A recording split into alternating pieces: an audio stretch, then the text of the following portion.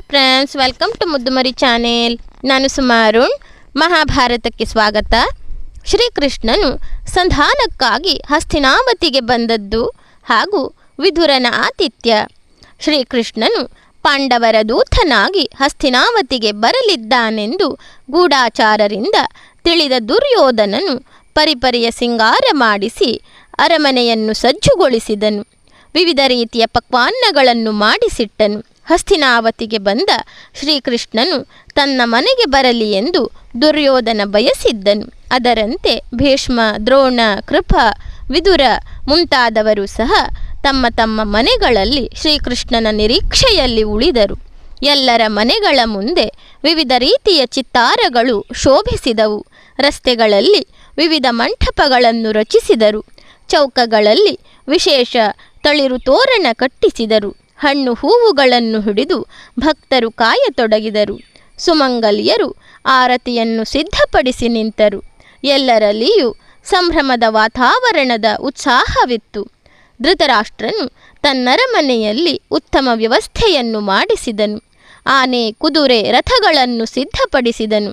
ವಿವಿಧ ರೀತಿಯ ರತ್ನಾಭರಣ ಉಡುಗೊರೆಗಳನ್ನು ಕೊಡಲು ನಿರ್ಧರಿಸಿದನು. ವಿದುರನು ಧೃತರಾಷ್ಟ್ರನನ್ನು ಕುರಿತು, ಅಣ್ಣ, ನೀನು ಭಾರೀ ಉಡುಗೊರೆಗಳನ್ನು ಕೊಡಲು ಆಲೋಚಿಸಿದ್ದು ಸರಿಯೇ. ಆದರೆ ಶ್ರೀಕೃಷ್ಣನನ್ನು ಸಂತೋಷಪಡಿಸಲೇಬೇಕೆಂದಿದ್ದರೆ ಅವನು ಕೇಳುವುದನ್ನು ಕೊಡಬೇಕು. ಈಗ ಧರ್ಮರಾಜನು ಹೇಳಿ ಕಳುಹಿಸಿದ್ದು ಅರ್ಧ ರಾಜ್ಯವಲ್ಲ, ಕೇವಲ 5 ಹಳ್ಳಿಗಳನ್ನು. ಅದನ್ನು ನೀಡಿ ಕೃಷ್ಣನನ್ನು ಸಂತೋಷಪಡಿಸು. ಉಳಿದೆಲ್ಲ ವಸ್ತುಗಳಿಂದ ಶ್ರೀಕೃಷ್ಣ ಸಮಾಧಾನ ಪಡುವವನಲ್ಲ ಎಂದು ಹೇಳಿದನು. ಧೃತರಾಷ್ಟ್ರನು ವಿದುರನ ಮಾತಿಗೆ ಗೌರವ ನೀಡದೆ ತನ್ನಷ್ಟಕ್ಕೆ ಸಿದ್ಧತೆಗಳನ್ನು ಮುಂದುವರಿಸಿದನು. ಶ್ರೀಕೃಷ್ಣನು ಹಸ್ತಿನಾವತಿಯನ್ನು ಸೇರಿದವನೇ ಊರು ಸುಂದರವಾರಿ ಅಲಂಕೃತಗೊಂಡಿದ್ದನ್ನು ಕಂಡು ಎಲ್ಲ ಪ್ರಜೆಗಳ ವಂದನೆಯನ್ನು ಸ್ವೀಕರಿಸುತ್ತಾ ನಸುನಗುತ್ತಾ ಬಂದನು. ರಾಜಮಾರ್ಗದಲ್ಲಿ ಬರುತ್ತಿರುವಾಗ ಭಕ್ತರು ಹೂಮಾಲೆ, ಹಣ್ಣು, ಹೂವುಗಳನ್ನು ಅರ್ಪಿಸಿದರು. ಆರತಿ ಬೆಳಗಿದರು. ಕೆಲವರು ಪಾದ ಮುಟ್ಟಿ ನಮಸ್ಕರಿಸಿದರು. ಕೆಲವರು ನೋಡುತ್ತಲೇ ಸಂತಸಪಟ್ಟರು. ನೇರವಾಗಿ ಶ್ರೀಕೃಷ್ಣನು ಧೃತರಾಷ್ಟ್ರನ ಅರಮನೆಗೆ ಹೋಗಿ ಧೃತರಾಷ್ಟ್ರ ಗಾಂಧಾರಿಯರಿಗೆ ನಮನ ಸಲ್ಲಿಸಿದನು. ಅನೇಕ ರೀತಿಯಿಂದ ಕುಶಲ ಸಮಾಚಾರವನ್ನು ಕೇಳಿದನು. ದುರ್ಯೋಧನನು, ಕೃಷ್ಣ, ನಾವು ನಿನಗಾಗಿ ವಿವಿಧ ರೀತಿಯ ವ್ಯವಸ್ಥೆಯನ್ನು ಮಾಡಿಸಿದ್ದೇವೆ. ಉತ್ತಮವಾದ ಅರಮನೆಯಲ್ಲಿ ವಿವಿಧ ಪಕ್ವಾನ್ನಗಳನ್ನು ಸಿದ್ಧಪಡಿಸಿದ್ದೇವೆ. ಅವನ್ನೆಲ್ಲ ಸ್ವೀಕರಿಸಬೇಕು ಎಂದು ಕೇಳಿಕೊಂಡನು. ಶ್ರೀಕೃಷ್ಣನು, ದುರ್ಯೋಧನ, ನಾನೀಗ ಪಾಂಡವರ ರಾಜದೂತನಾಗಿ ಬಂದಿದ್ದೇನೆ. ಆದುದರಿಂದ ನನ್ನ ಕಾರ್ಯ ಮುಗಿಯುವವರೆಗೆ ನಿನ್ನ ಆತಿಥ್ಯವನ್ನು ಸ್ವೀಕರಿಸಲಾರೆ. ವಿಶೇಷವಾದ ವ್ಯವಸ್ಥೆಯನ್ನು ಮಾಡಿದ್ದು ನಿನ್ನ ಸ್ವಾರ್ಥ ಸಾಧನೆಗಾಗಿ. ನಾನು ನಿಮ್ಮ ಋಣದಲ್ಲಿ ಬೀಳಲಾರೆನು ಎಂದು ಕೃಷ್ಣನು ಗಂಭೀರವಾಗಿ, ಸುಯೋಧನ ದೂತರು ತಮ್ಮ ಕೆಲಸವಾದ ಮೇಲೆ ಊಟ ಸತ್ಕಾರ ಎಲ್ಲವನ್ನೂ ಪಡೆಯುವುದು ರೂಢಿ. ಅದರಂತೆ ನಾನು ಸಹ ಕೆಲಸವಾದ ಮೇಲೆ ನಿನ್ನ ಸತ್ಕಾರವನ್ನೆಲ್ಲ ಕೈಗೊಳ್ಳುತ್ತೇನೆ ಎಂದನು. ಕೃಷ್ಣನು, ದುರ್ಯೋಧನ, ಮತ್ತೊಬ್ಬರ ಮನೆಯಲ್ಲಿ ಊಟ ಮಾಡಬೇಕಾದರೆ ಪ್ರೀತಿಗಾಗಿ ಮಾಡಬೇಕು ಅಥವಾ ಆಪತ್ತಿಗೆ ಸಿಕ್ಕಿ ಮಾಡಬೇಕು. ನಿನಗೆ ನನ್ನ ಮೇಲೆ ಪ್ರೀತಿಯಿಲ್ಲ, ನಾನು ಆಪತ್ತಿಗೆ ಸಿಕ್ಕಿಲ್ಲ. ಸಮಸ್ತ ಗುಣಸಂಪನ್ನರು ಪ್ರೀತಿಯಿಂದ ನಡೆದುಕೊಳ್ಳುವವರೂ ಆದ ಪಾಂಡವರನ್ನು ನಿಷ್ಕಾರಣವಾಗಿ ದ್ವೇಷಿಸುತ್ತಿರುವೆ. ಅವರನ್ನು ದ್ವೇಷಿಸುವವರು ನನ್ನನ್ನು ದ್ವೇಷಿಸಿದ ಹಾಗೆ. ನಾನು ಅವರು ಒಂದೇ. ಕಾಮಕ್ರೋಧಗಳಿಗೆ ವಶನಾಗಿ ಅಜ್ಞಾನದಿಂದ ಗುಣವಂತನನ್ನು ದ್ವೇಷಿಸುವವನು ನರಧಮನು. ಇದೆಲ್ಲ ದುಷ್ಟಾನ್ನ, ಆದ್ದರಿಂದ ತಿನ್ನಲು ಯೋಗ್ಯವಲ್ಲ. ವಿದುರನ ಮನೆಯೊಂದರಲ್ಲಿಯೇ ಊಟ ಮಾಡುವುದು ಸರಿ ಎಂದು ನಾನು ತಿಳಿದುಕೊಂಡಿದ್ದೇನೆ ಎಂದು ಉತ್ತರವಿತ್ತು ದುರ್ಯೋಧನನ ಮನೆಯನ್ನು ಬಿಟ್ಟು ಹೊರಟು ಮಹಾತ್ಮನಾದ ವಿದುರನ ಮನೆಗೆ ಹೋದನು. ದ್ರೋಣ, ಕೃಪ, ಭೀಷ್ಮ, ಬಾಲಿಕ ಮುಂತಾದವರು ಅವನನ್ನು ವಿದುರನ ಮನೆಯಲ್ಲಿ ಕಂಡು ತಮ್ಮ ತಮ್ಮ ಮನೆಗೆ ಬರಬೇಕೆಂದು ಕರೆದರು. ಅವರೆಲ್ಲರನ್ನು ಪ್ರೀತಿಯಿಂದ ಕಳುಹಿಸಿಕೊಟ್ಟು ಕೃಷ್ಣನು ವಿದುರನ ಮನೆಯಲ್ಲಿಯೇ ಊಟ ಮಾಡಿದನು. ಅಡುಗೆಯು ಶುಚಿಯಾಗಿಯೂ ರುಚಿಯಾಗಿಯೂ ಇತ್ತು. ಅಂದಿನ ರಾತ್ರಿ ಊಟ ವಿಶ್ರಾಂತಿಗಳಾದ ಮೇಲೆ ಸುಖಾಸೀನನಾಗಿದ್ದ ಕೃಷ್ಣನನ್ನು ಕುರಿತು ವಿದುರನು, ನೀನು ಬಂದದ್ದು ಸರಿಯಲ್ಲವೆಂದು ತೋರುತ್ತದೆ ಕೃಷ್ಣ. ದುರ್ಯೋಧನನು ಧರ್ಮಾಧರ್ಮಗಳನ್ನು ಲಕ್ಷಿಸದ ಮೂರ್ಖ, ಕೋಪಿಷ್ಠ, ದುರಭಿಮಾನಿ. ಅವನಿಗೆ ಹಿರಿಯರೆಂಬ ಗೌರವವಿಲ್ಲ, ತಾನೇ ಬುದ್ಧಿವಂತನೆಂಬ ಅಹಂಕಾರವಿದೆ. ಇಂಥವನು ಶ್ರೇಯಸ್ಕರವಾದದ್ದನ್ನು ಹೇಳಿದರೂ ಅದಕ್ಕೆ ಕಿವಿಗೊಡುತ್ತಾನೆಯೇ?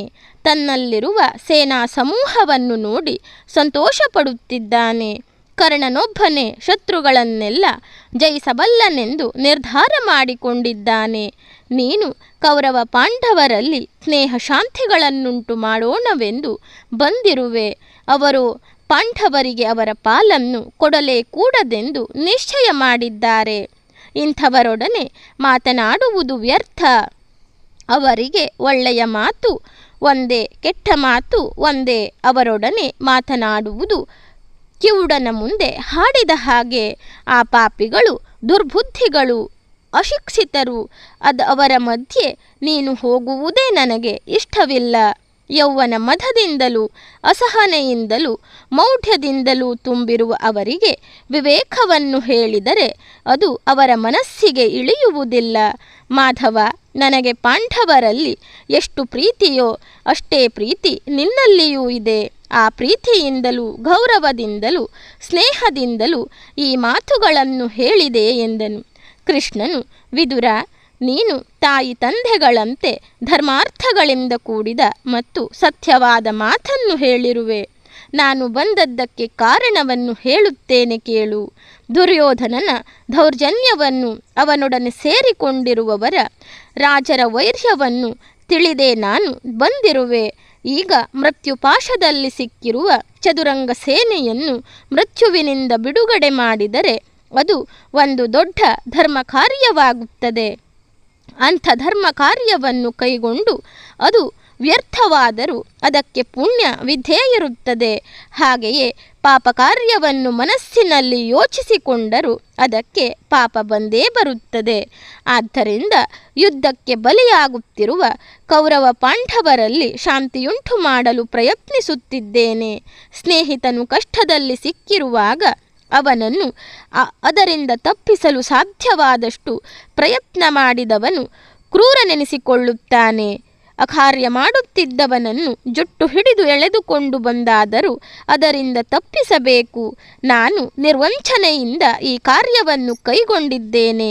ಅದನ್ನು ದುರ್ಯೋಧನನು ಶಂಕಿಸಿ ತಿರಸ್ಕರಿಸಿದರೆ ನನ್ನ ಮನಸ್ಸಿಗಾದರೂ ನನ್ನ ಕರ್ತವ್ಯವನ್ನು ನಾನು ಮಾಡಿ ಋಣಮುಕ್ತನಾದೆನೆಂಬ ಸಮಾಧಾನ ದೊರೆಯುತ್ತದೆ. ಕೃಷ್ಣನು ಕೌರವ ಪಾಂಡವರ ಯುದ್ಧವನ್ನು ತಪ್ಪಿಸಲು ಸಮರ್ಥನಾಗಿದ್ದರೂ ಅದಕ್ಕೆ ಯತ್ನಿಸಲಿಲ್ಲ ಎಂದು ತಿಳಿಯದವರು ದೂರುವುದು ತಪ್ಪುತ್ತದೆ. ಹೀಗೆ ನಾನು ಇಬ್ಬರ ಪ್ರಯೋಜನಕ್ಕೂ ಬಂದಿದ್ದೇನೆ. ಧರ್ಮಾರ್ಥಗಳಿಂದ ಕೂಡಿದ ನನ್ನ ಹಿತವಚನವನ್ನು ಮೂಢಬುದ್ಧಿಯಿಂದ ದುರ್ಯೋಧನನು ಕೇಳದಿದ್ದರೆ ಅವನ ಅದೃಷ್ಟವಿದ್ದಂತಾಗುತ್ತದೆ ಎಂದು ಕೃಷ್ಣನು ಹೇಳಿದನು. ಧನ್ಯವಾದಗಳು ಸ್ನೇಹಿತರೆ.